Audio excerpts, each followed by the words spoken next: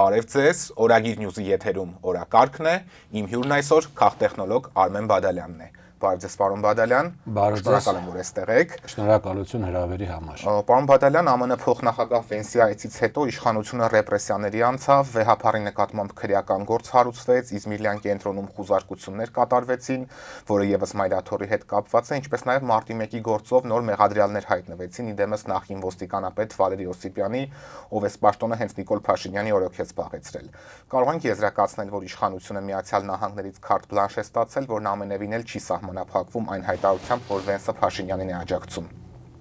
Նախ նշենք, որ Վենսի այդ գործընթացների հետ իրականում կապ չուներ, որտեղ հայ առաքելական եկեղեցու դեմ սկսված բռնարարքային այդ գործողությունները արդեն բավականին երկար ամիսներ շարունակ են տևում եւ դա ուրիշ պատճառ ունի, քան Վենսի այցը, դա այսպես հայկական իրականության վերջին եւ հիմնական սյունը կոդրելու իշխանությունների քաղաքականությունն է, որը պատվերը ստացվել են գլոբալիստներից։ Իդեպ Վենսը գլոբալիստ չէ, սա մեկ։ Աջակցությունը ուրիշ հարց է, կոնկրետ եկեղեցու դեմ ուրիշ հարց է, այսինքն եկեղեցին դրեցինք մի կողմ, որովհետև քաղաքականությունը եկեղեցու նկատմամբ ավելի շուտ է եղել։ Բռնաճնշումները այլ քաղաքական կամ անդիմադիր գործիչների նկատմամբ նոր չի որ սկսվել է, էլի վաղուց է սկսվել, դա Վենսի այցի հետ նույնպես ուրեմն առողջություն չունի։ Բայց կարծես նոր թափ սրանով ստացավ։ Չէ, ասի նոր թափ ստացավ, ինքը միշտ էլ թափի մեջ է եղել, բավականաչափ։ Եվ ինչ վերաբերում է մարտի 1-ին, դա էլ են հին, այսպես ասած, պլաստինկանա, որ պատտվածում են, հա, որտեղ մարտի 1-ին այս 5 տարի մեջ եկել էր, խոստացել էր, որ կբացահայտի, ոչ մի բան չեղավ, հիմա նախընտրական կամպանիա է սկսվում, բնականաբար նորից պետք է ինչ-որ մարտի 1-ին, այսպես, հա, մարտի 1-ի ընտրողների շահերը փորձեն բավարարել եւ ըստ այդմ էլ բնականաբար այդ երկու գործիչների նկատմամբ է քրեական գործառույթում, արկի չմոռանանք, որ երբ որ ինքը գալիս էր իշխանության, այո, հենց Վալերի Օսիպյանը այդ ներքին զորքերի ոնց որ հրամանատարն էր եւ միգուցե ինքն էլ որոշակի բաներ սկսի պատմել, թե ինչպես է տեղ ունեցել 2018 թվականի այսպես կոչված Թավշյա ոչ բռնի հեղափոխությունը, չենք մոռացել, հա, ինչ որ այնտեղ թղթեր էին փոխանակում, եթե հիշում եք, այնտեղ ձեռքով տալիս են եւ այլն զմուծեք սկսեն հիշել, թե ինչ թղթեր են, ում են տալի, ինչ պետք է լիներ, ինչու ուրեմն նռնակներ, շատ հարցերի միգուցե սկսի պատասխանել դրա հետ կապված, ոչ թե մարտի 1-ի հետ կապված։ Դրա համար մենք դիտարկում ենք դա որպես նախընտրական կամպանիա, ոչ ավելին, այստեղ որևէ խնդիր չկար մարտի 1 բացահայտելու եւ այլ մարտի 1 բացահայտելու համար շատ ժամանակ կար, իսկ հա 10 տարի ժամանակ կար, այդ 10 տարի եթե չես օգտագործել վերջի 2 ամսվա ընթացքում դա արդեն բացահայտել որ նախընտրական կամպանիայի կոնտեքստում է դա իրականացնում։ Ինչ վերաբերում է Վենսի գալուն, ապա Վենսի գալը երկու նպատակ ուներ հարավային Կովկասում, հստակապես Հայաստան, Ադրբեջանում ֆիքսել հակաիրանական եւ հակառուսական այդ մեխը, այսպես ասած, այդ գործոնը այստեղ ֆիքսել, որովհետեւ հասկանալի է Հայաստանում հա ինչ որ մոդուլային ատոմակայանի կառուցման այդ հեքիաթն են առաջ տալի, որ իրականում բաց այդ հեքիաթը ոչ մի մոդուլային ատոմակայան էլ Հայաստանում չի կառուցվելու, ուղղակի խնդիրն այն է, որ ռուսական ատոմակայանի հարցը պետք է փակվի եւ Միացյալ Նահանգներն շատ լավ հասկանում որ իրենք չունեն այդ մոդուլային ատոմակայան կառուցել, ուղղակի այստեղ իրենց աջակցություն էին հայտում գործող իշխանություններին, այո, աջակցություններ դա կոնկրետ մեկ մարդու, Ադրբեջանն էլ այո, աջակցություն են հայտնում եւ նաեւ եթե տեսակ այնտեղ ռազմական մոտորան ավակներ տվեցին, դա էլ Իրանի դեմ էր ուղղված, այսինքն Վենսի այցը փաստորեն, որտեղ Ամերիկայի քաղաքականությունը փոխվել է, այնուամենայնիվ կարճ եթե համառոտ ասենք, Վենսի քաղաքականության նպատակն էր Իրանի հյուսիս արևմտյան այս տարածքում Հայաստան եւ Ադրբեջանում ֆիքսել ամերիկյան ներկայություն ընդդեմ Իրանի, կտրելով Ռուսաստան-Իրան կապը, ինչպես նաեւ վերստելով հսկողություն Չինաստան, Կենտրոնական Ասիա, Կասպից ծով, Հարավային Կովկաս, Սև ծով եւ Եվրոպա, այս ճանապարհն էլ այնուամենայնիվ վերստել հսկողության տակ։ Դա Չինաստանի թիվ 1 ճանապարհը չի, բայց ճանապարհներից մեկն է, համ դա էս վերստում, համ էլ Իրանի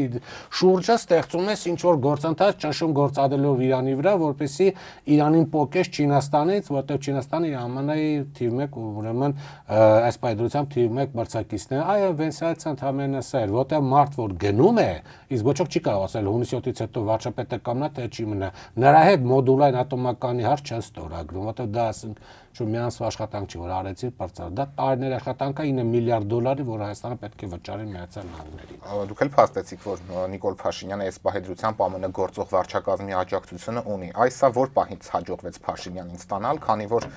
Թրամփի իշխանության գալու սկզբնական շրջանում մենք փաստում ենք, որ նա Միացյալ Նահանգների աջակցությունը կորցրել է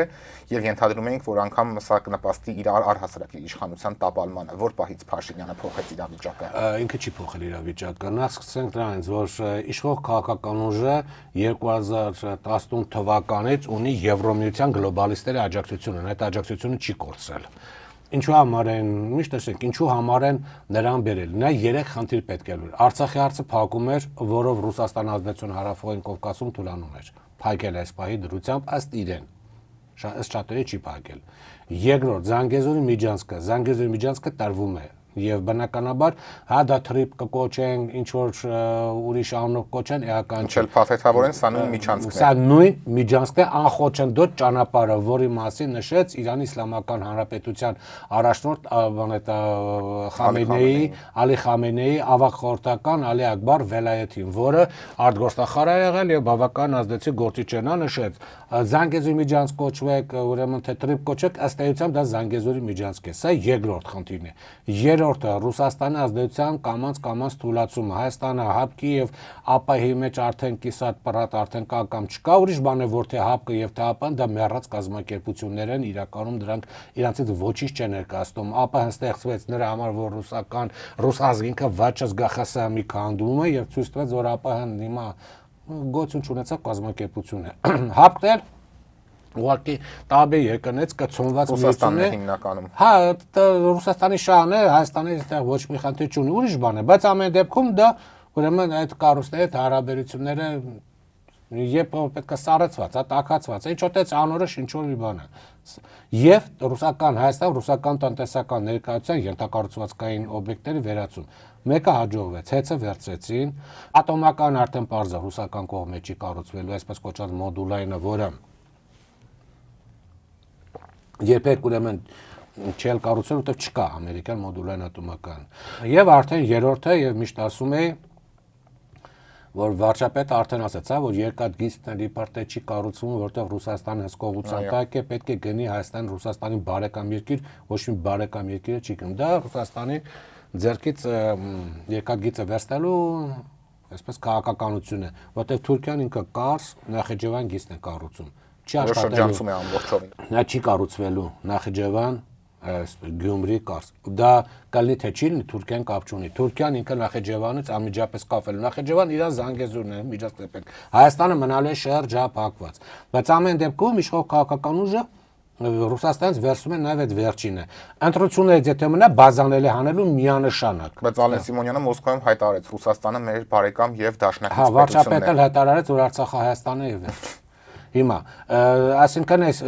3 տնտեսական բաները վերցնելու են։ Բազանել ուրեմն տեղից դուրս է գալու միանշանակ, որտեղ իրենց ծրագիրն է։ Հիմա ինչ վերաբերում է Ամերիկան, այսինքն ինքը գլոբալիստ է։ Եվրոմիության, Բրիտանիայի, Թուրքիայի, Ադրբեջանի, Իսրայելի աջակցություն ունի։ Ինչ վերաբերում է Միացյալ Նահանգներին։ Այո, Միացյալ Նահանգները Թրամփի գալով Հարավային Կովկասով գնացել ու հիմա էլ է գնում։ Ինքը չի վերադառնում Հարավային Կովկաս։ Միացյալ Նահանգներին Հարավային Կովկասում պետք է 2 գործոն, ընդամենը տրիպը, որը հակաիրանական է, սա բիզնես ծրագիր չի։ Ստեղով չի գնալու ինչ-որ կենտրոնական Ասիայի նավթագազային հոսանքները, սա թուրանական ճանապարհն է։ Թուրքիա, Նախիջևան, Զանգեզուրի միջանցք, Ադրբեջան, Կասպիցով, կենտրոնական Ասիա, որը համապատասխանում է գլոբալիստերի կողմից ստեղծվող այն մեծ Ռումինիա, Բուլղարիա, Սերբիա, Հարավային Կովկաս, Կասպիցով, կենտրոնական Ասիա, ուղղված Ռուսաստանի եւ Իրանի դեմ։ Եվ Ամերիկային պետք է տրիպ փակելու համար Իրանի ճանապարհը հյուսիս դեպի Ռուսաստան։ Վերջ, այդ դրա համար է պետք, ինքը չի եկել Հարավային Կովկաս։ Բնականաբար այս տրիպ իրականացնելու համար ինքը պաշտպանում է թե Հայաստանի իշխանությունը, թե Ադրբեջանին։ Իսկ այդտեղ կարևորը հենց Նիկոլ Փաշինյանի իշխանությունը, թե ցանկացած այլ իշխանություն, որը այս օրակարգը կկիսի, սա էլ է շատ կարևոր։ Ցանկացած այլ իշխանություն չկա, որը որ իրեն Հայաստանից ավելի բարձր դասի, ով եկավ, սա ամեն ինչը վերանայվելու է։ Դրա համար իրանք աջակցում են այն ուժին, որը գիտի, որ հեռանալուց հետո ինքը բանտարկվելու է ըստ հա անդիմադիրների ասածների։ Դրա համար ինքը օդու ջրի պես ուրեմն իրան պետք է իշխանության մնալը։ Դրա համար աջակցում են կոնկրետ ուժի, որը հանուն իր իշխանության պատրաստ է ամեն ինչին։ Որտեղ եթե եկավ ուրիշ ուժ, ոչ ոք չգիտի, Արցախի հարցում ինչ ելնելու, այդ նոյեմբերին ինչ ալնելու, չնայած նոյեմբերին մահացած փաստաթուղթ է, օգոստոսի 8-ին կնքված խաղաղության կես այդ նախաստորագրածին չելնելու, թրիփ ինչ է, ոչ ոք չգիտի ինչ է։ Բայց առանցքային ուժերը ասում են չենք չեղարկելու, սա այսինքն պարզապես հայտարարությունների մակարդակով է, թե առանցքային ուժերից մեկն էլ ասում էր Արցախը Հայաստանը եւ վերջ։ Հիմա ինչ իմանա գոյ մյուս ուժերը կան ով ինչ է անելու։ կվերանայվեն այս ամեն ինչը հաստատապես։ Ես ինչ իմանամ, բայց իսկ եթե վերանայվեն,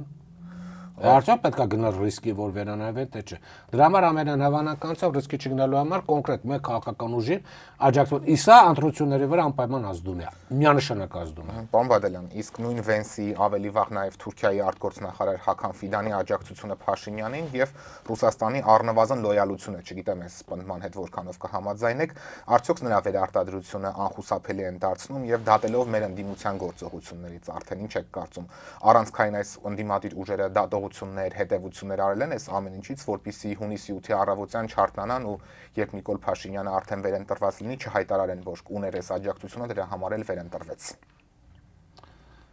Հիմա մի քանի հարցերի բաժանենք։ Ես արդեն նշեցի, որ Ֆիդան, որը կլի, բոլորը արևմտյան այս կոնգլոմերատը աջակցում է կոնկրետ մեկ մարդուն։ Ինքը աջակցում է ամեն ինչ։ Փողով, ինչպես ասաց Կայա Կալասը, տեղեկատվական, դիվանագիտական, քաղաքական աջակցում չմոռանանք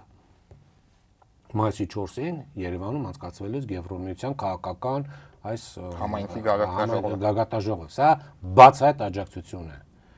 Եւ այդ քաղաքական ուժը պատրաստվում է Հայաստանում իրականացնել մոլդովական սցենար։ Մոլդովական սցենարը 3 կետ կա, չգիտես ինչու Հայաստանում անդադ նշում են կետի սցենարի առաջին կետը, թե գիտեք դրսից ուժեր են բերել 120,000, մեր մոտ այնց համանդություն թույլ չի տալիս։ Այո, մեր մոտ համանդություն թույլ չի տալու, որ դրսից 120,000 ձայն բերեն հոգուտ իշխանությունների, բայց այնտեղ 3 կետ կա, առաջինն է դրսից։ Երկրորդ հարկելեցին ընդդիմության մեծ դնեստրի բնակիչներին քվեարկությունը։ Մեր մոտ էլ դա չի կարող լինի։ Սա երկրորդ, բայց երրորդը կարող է լինել։ Ուղղակի թույլ չտան կուսակցությունների մասնակցել ընտրությունների ու դրանով ընդհանուր ձայների քանակի վրա շատ հանգիստ ազդեն։ Մասնավորապես Սամվել Կարապետյանի ուժին։ Շատ հնարավոր է։ Գրանցումից հանել, ինչ է կանելու։ Սա մեկ, այսինքն մոլդովական սցենարը ինքը աշխատում է, ինքը հիմա աշխատում է, ինքը սկսել է աշխատել, որովհետև դիտորդական առաքելությունների հետ կապված օրենք ընդունվեց, որով արան դիտորդական առաքելություն իրականացնել միայն պրոիշխանական ուժերը։ Մնացած բոլոր ուժերը, եթե ուզեն, չեն թողի։ Կգտնեն պատճառ, այ ձեր դիտորդական առաքելության այսինչ մարդ, այսինչ օր, այսինչ բան ասել է, որ սա բան է։ Չեզոքությունը խախտել է։ Այսինչ բան ասել, կուսակցության մասին չեզոքությունը խախտել է, հաջողություն դուք չեք մասնակցում։ Իսկ դիտորդական առաքելությունը դա բավականին լուրջ առաքելություն է, դու ես ինքդ ոնց որ ազդելու լծակ է։ Սա մեկ, եւ պրոարմենցիան դիտորդականները կգան բնականաբար հասկանել է, որոնք դաշնակցություն այս իշխանություններին։ Սա մեկ, երկրորդ մոլդովական սցենարը նույնպես սկսել է աշխատել։ Վերջերս օրենք ընդունեցին բարեգործության մասին կոպիտ ասած, որ եթե նույն անուն չպետքա լինի, եթե եղավ կարող են չգրանցել եւ այլ ինչ-որ տենց խնդիրներ անել, այդել կարող են ինչ-որ պատճառ բռնել, ինչ-որ այս կամ այն կուսակցությանը չգրանցելու համար։ Այսինքն այդ սցենարը, այդ սցենարը արդեն աշխատում է, այսինքն մոլդովականը գնում է, սցենարը գնում է։ Հիմա ինչ վերաբերում է, այսինքն արևմուտք աջակցությունը կա։ Երկրորդ Ռուսաստանի լոյալություն։ Ռուսաստանը լոյալ չի։ Ռուսաստանը պետք է հասկանաք, ինքը այդքան ուժ չունի դիմադրելու։ Ինքը չունի ուժ Հայաստանի քաղաքական դաշտի վրա ազդելու։ Ինքը ունի որոշակի ուժ տնտեսական ոլորտում ազդելու։ Շուկան փակի եւ այլն։ Բայց ինքը լրատվական դաշտի վրա չի կարող ազդի, որտեղ ինքն այնտեղ այնպես դեսպաններ աշխատել, որ հասարակական կարծիքը Հայաստանում գնալով դառնում է հակառուսական։ Ինչքան էլ ինքը չի կարող ինքը այստեղ լրատվական այս դաշտերի վրա այնպես միջոցների վրա աշխատել, որոնք ուղղակի փող էին, այսպես ասենք, հա, երևի ինչպես իրանք են նշում, հաշուտ փող էին ծախսում, քան թե օգտակար գործողության գործակից են տալի։ Ոչ մի արդյունք չունի, այսինքն այստեղ պրոռուսական դաշտը բավականին թուլացել է։ Ինչ վերաբերում է երրորդ ընդդիմությանը, այսինքն ռուսական պետք է հասկանալ, որ Ռուսաստանը այդքան ուժեղ չի էլ։ Որ Փաշինյանին հեռացնի նաև։ Հա ինքը այդքան ուժեղ չի այս պահի դրությամբ։ Ուժեղ չի, որ ազդի Հայաստանի քաղաքական դաշտի վրա թուլացել, հետո Ռուսաստանը, Ուկրաինա, նա միայն հետաքրքրում է Ուկրաինայով, մնացած տարածքների վրա զիջում է, որ չխանգարի, զիջում է, մտածելով որ հետո մի բան կանեմ։ Հիմա Ուկրաինան էր, իսկ Ուկրաինան ինքը խրվել է, չի կարող ոչ մի բան, ոչ առաջ գնա, ոչ հետ գնա, այսինքն խրված իրավիճակ է։ Սա երրորդը ինչ վերաբերում է ընդդիմությանը։ Գիտեք, ասել ընդդիմությունը հասկացել է թե չէ, կասկածում եմ։ Ինչու՞։ Որովհետև երբ որ ես նշում եմ, որ դուք այս ընտրությունը ազգային ժողովի մի շփոթեք Գյումրի ընտրությանը, շատ եք լսել, այ Գյումրի նման ընտրություն։ Տարբեր շարասյուներով գնանք, հետո միավորվենք։ Ուրեմն, մի քանի կոպիտ սխալներ, այ հիմա սխալները նշենք։ Սխալ առաջին, Գյումրի ընտրությունը դա քաղաքապետի ընտրություն է, որը ոչինչ չի որոշում, բացի քաղաքի տարածքում ինչ-որ տնտեսություն, կանաչապատում, քաղաքի կյանքը։ Ով էլ ընտրվել իշխանության հետ ստիպված էր լինելու աշխատել։ Չէ, իշխանության հետ աշխատել չի, ինքը քաղաքի հարց է լուծում։ Ինքը լուծում է քաղաքի հարց։ Վարչապետը լուծում է Տրիպի հարց, Արցախի հարց, Հապկի հարց։ Չեմ ասում, բացի տնտեսական, էլի, արտաքին քաղաքական հարցերով է շատ կարևոր լուծում։ Աշխարհաքաղաքական, դրա համար ազգային ժողովի ընտրությունը աշխարհաքաղաքական ընտրություն է։ Սա պետք է հասկանան։ Սա մեկ։ Երկրորդ, եթե Գյումրիում էլի ասենք ինչ որ հա մենք գանք աշխատատեղ կբացենք, ասենք ընդհանուր կանաչապատենք եւ այլ, հիմա ոչ չեն ասում կանաչապատել բան կանենք ամես կանից, չենց մեկը կար, ուժեց մեկը որ անդադ հա հարկեն էջացնում բան անում, էլի դրանալ կանդադառնանք։ Ազգային ժողովի ընտրությունների ժամանակ դու ուզես թե չուզես աշխարհաքաղաքական հարց պետք է բարձրացնես։ Իշխող քաղաքական ուժը բարձրացնում ես, խաղաղություն։ Սա աշխարհաքաղաքական հարց է, դուրն է գալիս է, չի գալի։ Նա աշխարհակական կոնցեպտ է ներկայացնում, մրցակիցներ չեն ներկայացնում, սա երկուս։ Երրորդ ամենակարևոր սխալը, որ անում են,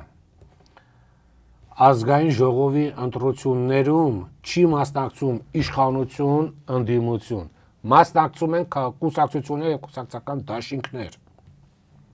Իշխանություն, ընդդիմություն մասնակցում է ընտրություններ, ասենք Ամերիկայում, հիմնական հանրապետականն է, կամ ասենք բանն է այդ դեմոկրատները այնտեղ որ իհարկե կան նաև ուրիշ կուսակցություններ, բայց դրանք ձևական են։ Դա համար դու ասես ընդդիմություն իշխանություն հասկանալով, հա, կամ հանրապետական խորհրդանական բազմակուսակցական համակարգում ընտրություններում դու չես կարող ասես իշխանություն, ընդդիմություն մի քանի բլոկներով։ Ամեն մեկը իր համար է գնում։ Ամեն մեկը իր համար է աշխատում։ Ընտրություններին մասնակցում են տարբեր իշխող քաղաքական ուժ եւ կուսակցություններ ու դաշին ընդդիմադիրներ չէ ուժեր, ընդդիմադիր ուժեր։ Ընդդիմադիր ոչ, մասնակցում են ընդամենը կուսակցություններ, դաշինքներ, երբ որ դու քվեատերտիկ ես վերցնում, ընդ գրած չի ընդդիմադիր ուժ, ընդ գրած է Բարգավաճ Հայաստան, Ուժեղ Հայաստան, քաղաքացիական պայմանագիր, հանրապետություն, այնտեղ կուսակցություն աններ են գծում, ամեն մեկը նայում է դրանց մեջ, որ քաղաքական ուժն է, որ իրան բավարարում է, կարևոր չի ընդդիմադիրա թե իշխանություն, ով ասում խաղաղություն, ԿՊ-ն քվեարկում է ԿՊ-ին, ով է ասում գնում ենք արևմուտք, ՆԱՏՕ, Եվրոմիություն, X ուժը քվեարկում է X ուժին, համար կարևոր չի սա իշխանությունը թե ընդդիմությունը։ Ով ասում գնում ենք Ռուսաստան, այս ուժը, ասենք ռուսական եւ ռուս, այս ուժը քվեարկում ենք այս ուժին, որտեւ ինքն է այդ ուզում, ես այդտեղ եմ ուզում, որ լինենք Եվրոմիության մեջ, կամ արևմուտք, կամ ռուսական աշխարհի մեջ, կամ ինչ-որ մի բան մեջ, ով ասում ծովից ծով Հայաստան, այս ուժը քվեարկում ենք ուրեմն դաշնակցություն, որտեւ ինքն է ասում, կամ ԱԺԲ-ն ասում, հա, նայած ինքն էլ ունի այդպես մոտապես գաղափար, կամ անհատների է քվեարկում, անհատների, ով կարա երկիրը անի, Սամվել Կարապետյան քվեարկում են Սամվել Կարապետյան, Նիկոլ Փաշինյան քվեարկում են Նիկոլ Փաշինյան, այս ինչ Ռոբերտ Քոչարյան քվեարկում Ռոբերտ Քոչարյան, Արման Թաթոյան քվեարկում Արման Թաթոյան, այսինքն մարդիկ արմատամետ եւ այլն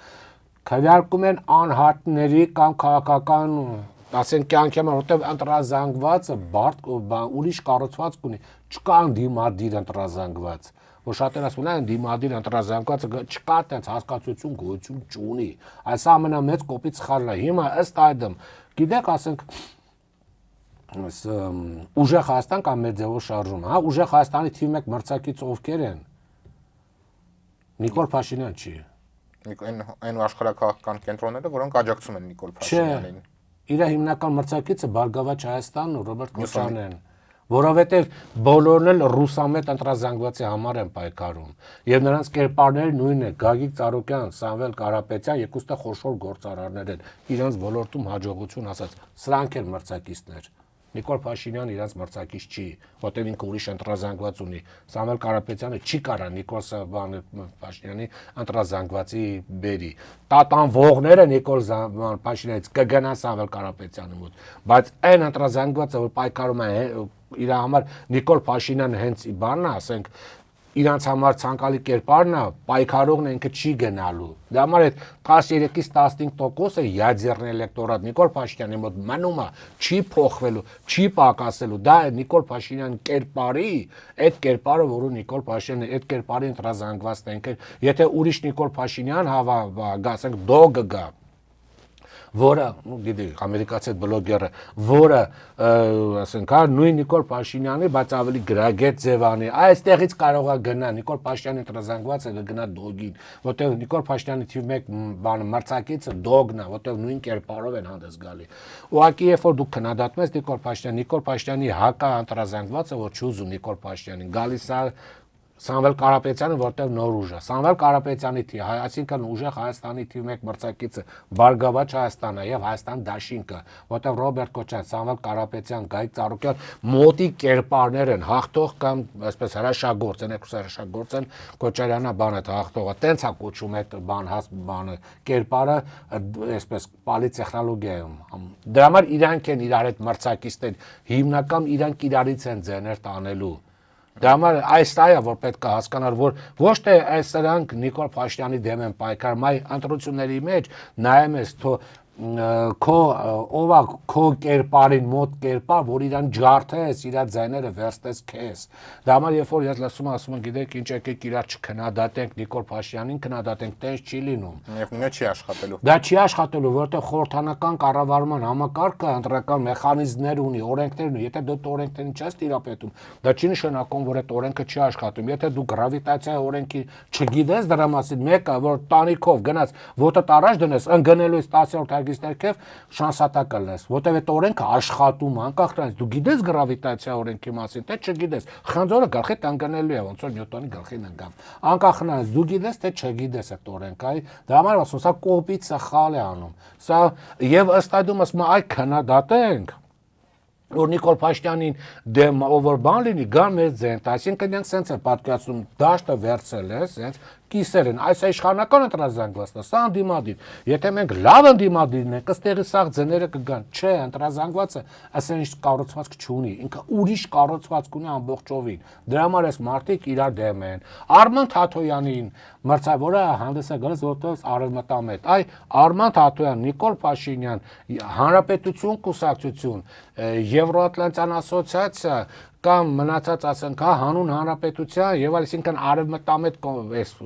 դաշ բաները քաղաքական ուժեր նրանք են իրար մրցակից, նրանք են իրարից ձայն տանելու, նրանք չեն տանելու ձայներ Բարգավաճ Հայաստանից, ասենք Սամվել կարող, որտեվ սրանք ռուսամետ, սրանք արևմտամետ, սրանք տարբեր նաեւ որպես անհատ նրան չի ընտրելու ոչ մի դեպքում, սա փաստենք։ Հա, սա չի ընտրելու, որտեվ սրանք նաեւ անհատ ոչ միայն աշխարհակական ընտրողներ կան, նաեւ կան անհատ ընտրողներ, որոնք մարդ են ընտրում։ Ռոբերտ Քոչարյան ընտրողը չի գնալու երբեք ընտրի Նիկոլ Փաշինյան։ Նիկոլ Փաշինյան ընտրողը երբեք չի գնալու, որ անձամբ Նիկոլ Փաշինյանն ընտրում, չի գնալու ընտրի Գագիկ Ծառուկյան։ Դրանք տարբեր բաներ են, դու պետք է իմանաս այդ դրա կառուցվածքը, որ ըստ դու իրականացնես, որ քո քաղաքական գործընթացը, դու քաղաքական գործընթացի մեջ շատ կարևոր տեղ ունի քննադատությունը։ Այ ինչ անես, քննադատությունը մենակ վատ բառեր չէ, որ լսել ես, բայց Նիկոլ Փաշինյանը թուրք է, էսա, այնա եւ այլ։ Հասկանում եք, քննադատությունն էլ հիմա չեմ ուզում ասենք դասախոսություն լինի, դա մա չեմ բացահայտելու, ոնց պետք է անել, բայց երբ որ դու քննադատում ես, քննադատությունը երկու տեսակ է լինում։ Դու պետք է որոնք են դա կարևոր չի, բայց քննադատությունը պետք է արդյունավետ լինի։ Այսինքն իր խնդիր պետք է լինի, վատ բառերը իրար կողք շարելով դեռևս դու արդյունք չես ստանում։ Դու քննադատության վերջում պետք է ստանաս որոշակի չափելի արդյունք։ Եթե դու չես ստանում, ուրեմն քո քննադատությունը անիմաստ է։ Հիմա ձեր հիշատակած ուժերը, պարոն Բադալյան, իշխանության գալու հնարավորություն շանս ունեն, թե Նիկոլ Փաշինյանի վերարտադրությունը այլևս անխուսափելի է։ Չէ, անխուսափելի ոչ մի բան չկա, այս պայդրությամբ այս ուժերը չեն հասկանում, որ իրանք այսպես որ այս ուժը տեսնում է, որ իր հետ թիկունքին կանգնած է աշխարհակաղակական կենտրոնը, չեն հասկանում, որ մրցում են այս մրցույթի մեջ մեկը ունի մեծ աղբերներ, որոնց մցել է արդեն գործընթացը, թաղի տաղերքին բերել է, որոնք եկել են իր մեջքին կանգնել են։ Հիմա դու էլ պիտի բերես։ Չեն կարող հասկացում, մենք դատապարտում ենք, որ Եվրոմիությունը մասնակցում է ընտրությունների, այդ դատապարտի, որ դատապարտեցի բանը չի մասնակցելու, դասը վայ դե քաղաքական ուժը դատապարտեցի, բայց ոնց ինչ դեմքով էլ կայա կալասը տասի ես հիմա ինչ երեսով կանգնեմ Սամվել Կարապետյան չի կարնա ինքը բանտում է ինչ երեսով բան անեմ ասենք ես X քաղաքական գործիչին նայեմ էլի ախր ես ինչպես վեր կենամ ու գնամ Հայաստան էլ այնտեղ էլ ոնց ինչպես $15 միլիոն հա ինչպես 15 իմ ձեռքերը ոնց հա ձեռքս կկտրեմ բայց 15 միլիոն չեմ տա որպեսի բան լինի հա չնեղանան մեզ հասկանում եք սա մի քիչ անլուրջ է արդեն անել էլ անլուրջը նրանք հիմա քո խնդիրը առաջին գտնել քեզ աշխարհակական դաշնակիցներ դու չես կարող առանց այդ դաշնակիցների աջակցությամբ իշխանություն վերցնել սա հնարավոր process է գտնելը իհարկե որովհետև սա քաղաքականության մեջ միշտ կա պայքար հակապայքար միշտ կա հարավային Կովկասում քաղաքական ուժ, որ ուզում է ազդեցությունը ամրապնդի, բնականաբար կան ուժեր, որոնք չեն ուզում, որ այդ գլոբալիստները այդտեղ ամրապնդվեն։ Ուրեմն դու պետք է գտնես քո թիվ 1 դաշնակիցը ուզես թե չուզես Իրանի Իսլամական Հանրապետությունն է։ Երկրորդը Ռուսաստանն է, որտեղ այդ երկու ուժերը կան նաև Հնդկաստան, Չինաստան, բայց նրանք չերոն, այդ երկու ուժերը չեն ուզում, որ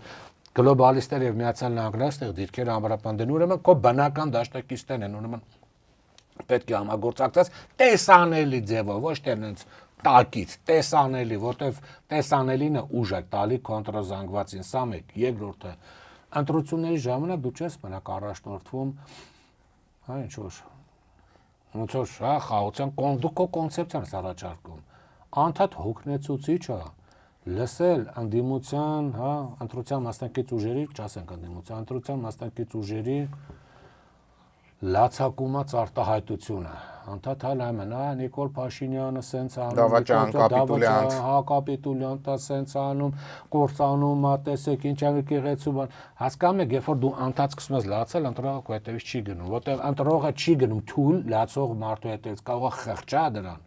բերի մեկը կոպեկ 10 հերթից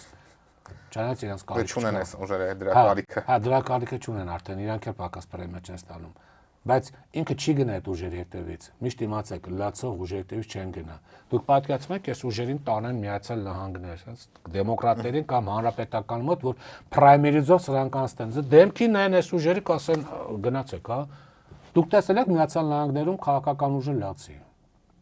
Տրամպը տեմեք սենց կարակեցին ապաճը այսպես մի հատ նկարվեց այդ նկարը այսինքն պայքարի նկար Հիմա դանենք իր վրա ոնց կարակին, ով կարակեցին, թե չկարակեցին, թե տոմատ լցեց ականջին, հա, այդ է հարցը մյուս կողմն է, հա, բայց իր նկարը, այդ մենակ այդ նկարը պայքարը իրան 5-ից 6% ձայն բերեց, առնվազն եթե ոչ ավել, իսկ ընդ տոկոսները շատ դժվար աճել են 5-6%-ը, արեց, ինչ է, հա Ոչի բան, այ հասկանում եք, այս մյուս կողմը չունի տեսլական, այս կողմը ունի խաղաղություն, վատնա, կործանարարա, վերջում ես մոտ կապ չունի, ինչ որ բան առաջ, իսկ նայում ես այս կողմը ինչ։ Այսինքն մյուս կողմից սխալը դա քաղաքական ուժերից մեկն է անում, որ ընտրական կամպանիա հիմքում դնում է սոցիալական այսպես մոտիվացիան քվեարկության, այսինքն եթե ես այս սոցիալական խավին հարկերից լրիվ ազատում եմ, չեմ ասում ում Հասկացան, բոլորն հասկացան։ Հա, ուրեմն ինքը գալու է քվեարկի, չէ, տես չի լինում։ Հասկանում եք 2008 թվականին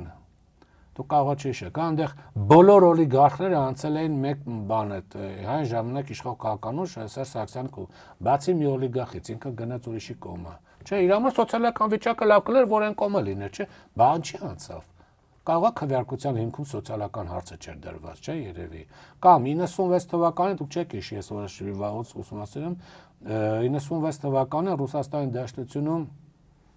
Ելցինի նախագահական ընտրությունների ժամանակ Իրան ամենաշատ ձայն տվածը գիտեք ովքեր էր ինժեներատեխնիկական անձնակազմը, որ ամենաշատ էր տուժել Ելցինի տնտեսական բարեփոխումներից, գործազուրկ էր, գնացին ձայն տվեցին։ Ինչով է սա պայմանավորված։ Պայմանավորված է, որտեղ Ելցինը բերում էր ազատություն, իսկ տվյալ բան, երբ որ քվեարկում էին, ինժեներատեխնիկական անձնակազմի ցանկությունը ազատ երկիր տեսնելն էր, ոչ թե աշխատավարձ ունենալն էր, այլ ազատ երկիր տեսնելն էր, որովհետև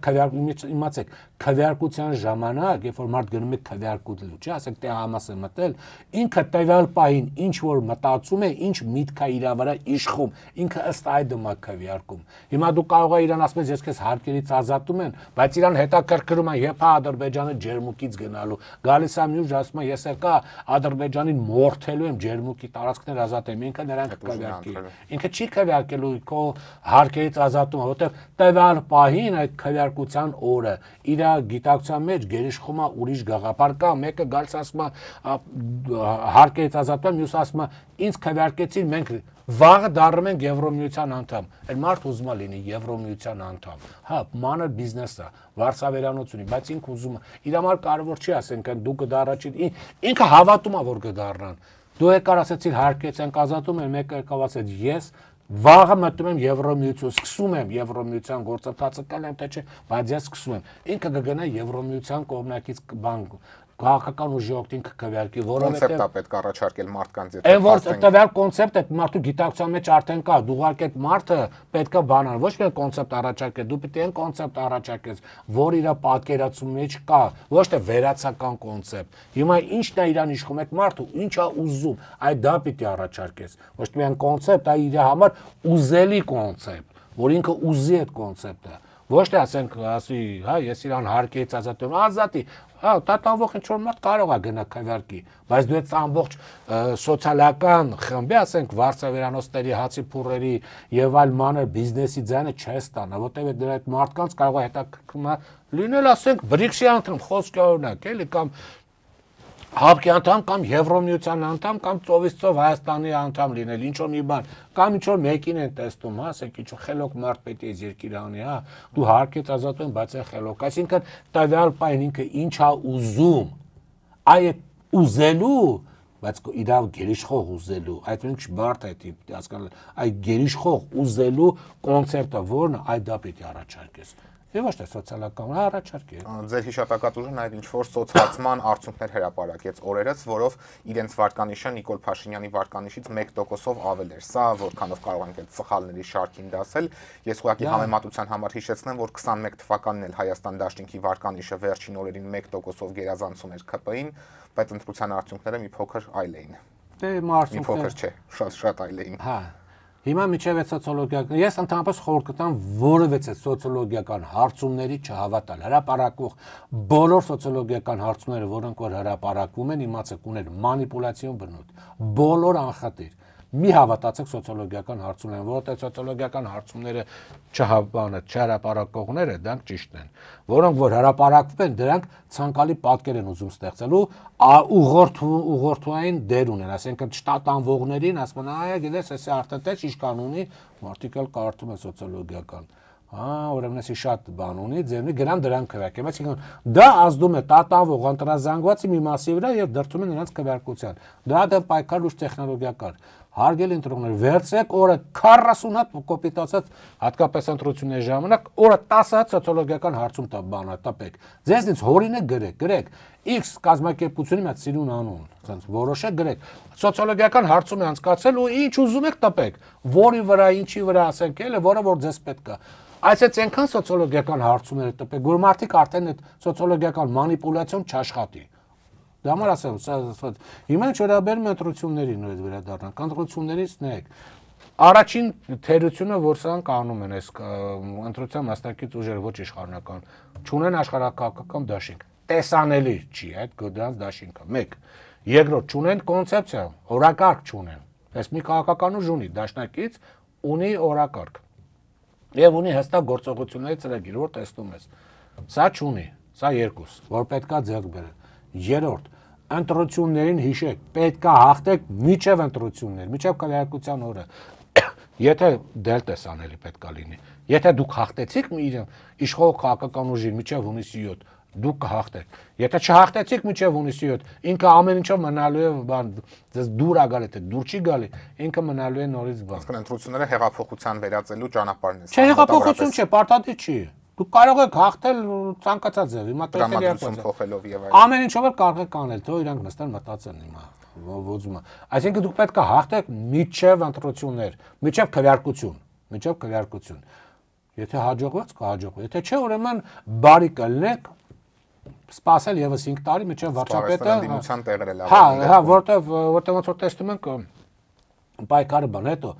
ոգևորությունը գնացել քաղաքական ուժերից մեկը, հա, համալիրը լացրել եւ արդեն խոսում են, որ ով վերասում թե, հա, այնտեղ այս իշխանության հնարավոր չի պայք հաղթել։ Մենք արդեն հաղթել ենք, ինչով է հաղթել։ Մի արդեն գերեւի չէ հիշում, որ ես տեսել եմ այդտենց լցած համալիրներ 98 թվին Դեմիրճյանի կողմից, 96 թվականին Տեր-Պետրոսյանի կողմից, թե ավելի շուտ էր Տեր-Պետրոսյանը, հա 96, չէ, այնտեղ համալիրը լցեց, կարծեմ հա 96 թվին էր, 98 թվին Կարեն Դեմիրճյանը այդտենց համալիր լցրեց, երկրորդ նախագահը այդտենց համալիր լցրեց, երրորդ այդտենց համալիրներ այնքան եմ տեսել լցրած, այնքան ուժեր կան, որ այդտենց համալիրներ Հայաստան դաշինքի վերջին մեծ հանրահավաքը շենք հունիսի 18-ի 25 թվականին։ Հա, հունիսի 18-ին բան հրապարակում 30,000-անոց։ Ավել էր, շատ ավելի մեծ էր։ Եվ ինչ, հա, համալիր լցրել է արդեն ետասարդները մտածում համալիր լցեցին արդեն վերջ իրանք հաղթել են։ Այսա գնում են կենտրոնական տրական հանձնաժողովը, ասենք падգամավորի բաները դա այդ ու դասա վկայականները դա չեն գտես չի։ Հաջորդ հարցը սխալը գիտեք, երբ որ տեսնում եք դիմացինի գործելա ոճը, նույն գործելա ոճը դուք պետք է ունենաք։ Դուք չեք կարող, ոնց որ ասում ռուսը բան արտահայտություն չէ, հայերեն արտահայտություն կա, սեպը սեպով են, չէ հանում։ Եթե դուք սեպ չունեք, սեպը սեպին չեք կարող հանեք։ Դիմացինը գործելա ոճում կանգար չունի։ Կարմիր գծեր չունի։ Դու էլ չպետք է ունենաս։ Եթե դու ունեցար կարմիր գիծ, դու պարտված ես արդեն։ Գործելա ոճը նույնը պետք է լինի, որտեղ դիմացինը գնում ամեն ինչի, դու էլ պիտի գնաս ամեն։ Չեմ տեսնում դա։ Այսպես կոպիտ սխալներ կան։ Կա ավելի մանր սխալներ, որոնք ուղղակի մաս չունի ասելու։ Եվ պարոն Բադալյան, նաև նախորդ շաբաթ հայտնի դարձավ, որ ուժեղ Հայաստանի վարչապետի տեխնացուն հենց Սամվել Կարապետյանն է լինելու, իսկ վարչապետ դառնալու ճանապարհին արկա խոչընդոտներն էլ սահմանադրության մեջ համապատասխան հոդվածը փոփոխելով են լուծելու։ Ինչպես է այս որոշումը գնահատում եւ այս սցենարը որքանով է իրատեսական, քանի որ գիտենք, դա անելու համար մանդատների առնվազն 2/3-ն է անհրաժեշտ, իսկ դա չափազանց բարդ խնդիր է լինելու։ Երբ որ հələ թող մանդատների 2/3-ը ունենան, հետո ես կասեմ դա ոնց բան անեն, էլի, սահմանադրությունը ոնց փոխեն կամ չփոխեն ընդհանրապես։ Հələ թող 2/3 ունենան, նո դրանից հետո խոսեմ։ Իսկ իրատեսական ճանապարհ է սա։ Քաղաքականության մեջ ամեն ինչ իրատեսական է։ Ոչինչ չեն կարող բացառել։ Ոչինչ չի կարող բացառել, ոչ մի բան։ Կարևորը ունես ցանկություն իշխանապողության։ Կանես իշխանապողություն անգամ միջև հունիսի 7-ը։ Փետրվար, մարտ, ապրիլ, մայիս 4 ամիս ժամանակ ունես։ Ամեն օրը կարաս որոշակի ասենք իշխանապողություն կարաս, որոշակի պատրաստվելուց հետո կարաս իշխանապողություն անես։ Ի վերջո սահմանադրությունը տալիս է հնարավորություն Հայաստանում իշխանապողություն անել ոչ միայն քվեարկության օրը, այլ նախորդ քվեարկությունից մինչև մյուս քվեարկություն ընկած ժամանակահատվածի ցանկացած օր ընդհանրապես պետք է սահմանադրությունը լավ կարդալ, հասկանալ սահմանադրության ոչ թե բառը, այ իմաստը հասկանալ սահմանադրության։ Տողատակերը չէ, ուղղակի ոչ թե օրենքը, այլ օրենքի գաղափարը հասկանալ, իմաստը հասկանալ, ինչ է գած իմաստը, որ հասկացա, շատ հեշտ իշխանապողություն կանես, շատ հեշտ, դրա համար պետք է ուղղակի ուսումնասիրես կառավարման համակարգը, կարդաս սահմանադրությունը եւ համապատասխան եզրակացություն անես եւ այլ ինչ որ ասեցի, նոր թվարկեցի, այդ սխալները ուղղես ու շատ հանգիստ իշխանապողություն կանես, որ անգամ կզարմանաս, կասես վայ, սենց հեշտ է Փաշինյանն է իշխանապողությունը։ կզարմանագուց։ Միգուցե եկնա զամանա, որ սենց հեշտ իշխանապողություն արեց, էլի։ Բայց մի բան իմացեք, բան այդ փողոցով դուք չեք կարող ոչ մի բան անել։ Բոլոր այն հեքիաթները, որ եթե ասենք չգրանցի այս կուսակցությունը, մենք փողոցը կակտիվացնենք, հարգելի հերոսատիտողներ, փողոց չկա ու չի եղել, դա միֆ է, որ 30 տարի է Հայաստանի քաղաքական դաշտում մտել է, դուր չի գալի, նաև լրատվական, որ փողոցով կանենք, դուք չեք կարող երբևիցե փողոցով բան այդ արդյունավետ օրինակ բերել իշխանապողության։ Չասախալվեք 2018 Փաշինյանն էլ փողոցով չի արել։ Այո, ինքն էլ չի արել, այ հիմա թող Վալեր Օսիպյանը սկսի բացատրել, թե ինչ փողոց էր, ոնց էր տեղի ունենում, իր դեմ քրեական գործ կա։ Որոշ բանա, որ ինքը կարող է չպատասխանել այդ հարցերին, ելելով ինչ-ինչ հարցերից, էլի, բայց ամեն դեպքում փողոցով Հայաստանում սկսած միակ դեպքը, որ փողոցը ազդել է, գիտեք, երբ է եղել 91 թվականին։ Ոչ, 1990 թվականին, երբ որ Հայաստանը դեռևս խորհրդային միության մեջ էր եւ խորհրդային Հայաստանի վերջին գերագույն խորհրդի ընտրությունը, երբ որ կար ՀՀՇ կոմկուս եւ անկախներ, փողոցը էլ շատ ուժեղ փողոց չէր, ես այնտեղ գիտեի։ Իհարկե շատ յետասարդ է, բայց ամեն դեպքում փողոցի վրա որ մենք գնացինք ազդեցինք եւ այնտեղ տատան ողները թեքվեցին, ձանատվեցին ՀՀ ղեկավար Լևոն Տեր-Պետրոսյանին, ով ընտրվեց բանը գերագույն խորհրդի նախագահ, որտեվ դիմացինը Վլադիմիր Հարությունյան։ Չէ, Մովսիսյանն էր կարծեմ, չեմ հիշում, կարծեմ Վլադիմիր Մովսիսյանն էր, թե հա Վլադիմիր Մովսիսյան կար ինքն էր կարծեմ։ Ինքը բանետ, ինքը պարտվեց, ինքը չէ, եթե ուրիշ էր կոմունիստ, ինքը կախտեր, ինքը չհաջող կերպար չէր, փափուկ ոնց որ մարդ էր։ Եվ բնականաբար բանետ այդ միակ դեպքն ով փողոց ազդել է դրանից հետո սկսած 95 թվականից հետո փողոցը չած դժոր հանեք ձեր մեջից այդ հիմար գաղափարը, թե մենք փողոցը ոտի կկանգնացնենք, փողոցը կակտիվացնենք, փողոցը չեք կարող, չկա այդ փողոցը, մարդիկ պայքարող մարդիկ գնացել են, շատ քիչ բնակչությունը մի խառնեք պայքարող մարդկանց հետ, բնակիչներ շատ կան։ 100,000 մարդ էլ փողոց դուրս հանեք, միևնույն է, դա Չէ, չեք կարող 100,000 չեք կարող հանեք, 100,000 չեք կարող, չկա այդքան մարդ։ Որտեղ ինք ունի ոստիկանություն ազգը, որտեղ միտինգ, հա, եթե դուք 100,000 մուսկուլավոր տղամարդիկ sense բայվիկներ հանեցիք, բայց այդքան մարդ չկա Հայաստանում, այդքան սպորտսմեն չկա, այդքան մարդ չկա։ Սովորական շարքային միտինգավորները ինչ է, 5-7,000 է մեր մոտ միտինգը, դրա մեջ հեքիաթը դրեք մի կողմ, չկա փողոց Հայաստանում, գոյություն չունի, փողոցը երբ փողոց լինելու համար դու պետք է ասենք սա 88-90 թիվը չի, Ղարաբաղյան շարժումը չի։ Դու պետք է տնտեսություն փոխես, Հայաստանի տարածքային կազմ փոխես, դու բնակչությանը բանետի կազմ փոխես, դու մեծ գործեր պետք է անես, որ ու զարգացնել քաղաքացիական հասարակություն կառուցես, այսինքն դա մի 10 տարվա գործ պետք է անես առավոտեցի գոր, որ նոր փողոց աշխատի, այսինքն փողոցը նորից գա, բայց միջև է չի լինելու։ Չկա փողոց, մոռացեք։ Դրա համար ուզում եք ընտրություններ, պիտի այդ գործոն հաշվի առնեք, որ փողոց չկա։ Փողոցը չի լինելու։ Դրացիք մի կողմ, ուրեմն մտածեք գործակ ըստ այդմ, այո։ Եվ պարոն Բադալյան, ուզում եմ նաև անդրադառնանք ՔՊ-ի ներսում տեղի ունեցող ընտրություններին, հանգստյան օրերին կուսակցության ցուցակը ձևավորելու նպատակով ընտրություններ էր, առաջին արդյունքները արդեն իսկ կան։ Ինչ եք կարծում, արդյոք ՔՊ-ի վերջնական ցուցակը այս ներկուսակցական քվեարկությամբ է ձևավորվելու, քանի որ մենք գիտենք, մեզ պնդում են, թե սա ժողովրդավարության դրսևորում է, որը այլ կուսակցություններում չկա, բայց այնուամենայնիվ մենք մի քաղաքական ուժի հետ գործ ունենք, որի առաջնորդը խորհրդարանական կառավարման երկրում պատգամավորներին չակերտավոր ասած խնդրում է մանդատը վայր դնել, իսկ ովքեր այս խնդրանքը չեն կատարում, հետագայում քրեական գործերի են բախվում։ Հովիկ Աղազարյանի օրինակը թարմ ունենք։ Ուրեմն ԿԲ լիդերային կուսակցություն է, ԿՊ-ում կա մեկ մարդ, վարչապետը։ Մնացած բոլոր հարցերը ով որտեղն է, զերո նշանակություն ունեն։ Այդ մեկ մարդու գործոնն է ընդհանրապես ԿՊ-ում աշխատում։ Կա այդ գործոնը, կա ԿՊ-ն, չկա այդ գործոնը, չկա ԿՊ-ն։ Վերջ, մնացածը ով ինչ 600 ձայնք ստանա, 17 ձայնք ստանա, 166 ձայնք ստանա, թե 277 ձայնք ստանա, բացարձակ ոչ մի նշանակություն չունի։ Այսքան էական չէ, երկրորդը կլինեն, թե 150-րդը Ընդհանրապես նշանակություն չունի։ Դա իրանց կուսակցականն է, իրանց կուսակցապետի մոտ, այսպես ասենք, Երևալ, չերևալու հարցն է, դա ընդհանրապես նշանակություն չունի քաղաքական գործընթացների համար։ Այնտեղ կա մեկ ընտրող եւ մեկ մարդ։ Դա վարչապետն է, վերջ։ Մնացածներինը զրո նշանակություն ունի ով ինչ տեղ է զբաղեցնում։ Շնորհակալ եմ, պարոն Բադալյան։ Օրակարգն այսօր այսպիսին էր, այն ամփոփեցինք քաղտեխնոլոգ Արմեն Բադալյանի հետ։ Կհանդիպենք։